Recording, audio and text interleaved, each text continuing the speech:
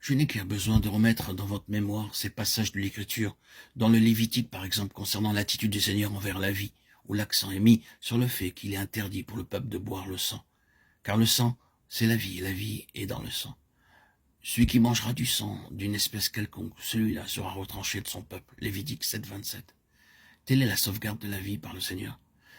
La vie est sacrée à ses yeux, la vie est sa prérogative. L'homme ne doit pas se l'approprier pour lui-même. Il ne doit pas la prendre et la faire sienne.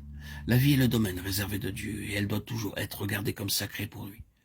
À cela, il faudra ajouter beaucoup de choses, mais nous ne poursuivrons ici qu'avec l'aspect considéré présentement. Toutes les choses que nous récapitulons ici nous conduisent principalement à ce fait. La vie est sacrée pour Dieu, et il est intensément jaloux en ce qui la concerne.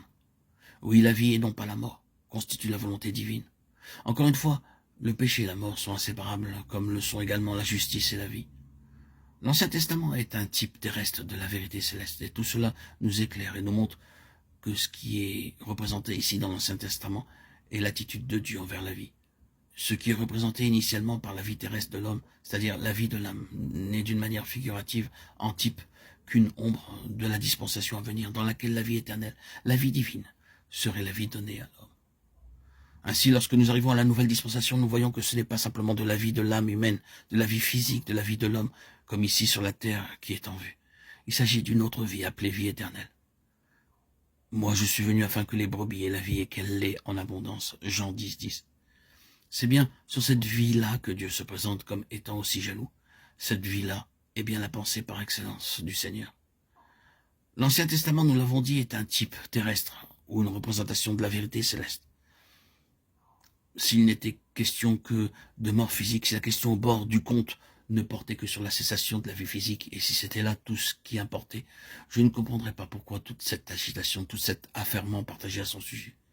Mais l'accent dans l'Ancien Testament réside dans le fait qu'il est annonciateur de quelque chose de plus grand, qu'il est représentatif et qu'il illustre une autre vie. Il ne faut pas parcourir longtemps le Nouveau Testament pour se rendre compte que ce qui est la contestation dans l'Ancien Testament, la vie même, est transposée dans un autre domaine, celui de la vie spirituelle de l'homme, de la vie éternelle. Cette contestation se porte dans deux directions. Premièrement, l'homme possédera-t-il cette vie ou non? Deuxièmement, cette vie, une fois possédée, aura-t-elle toute la liberté de se manifester jusqu'à son expression finale? Ou sera-t-elle étouffée, contrecarrée, mise en échec et entravée? Telle est la contestation.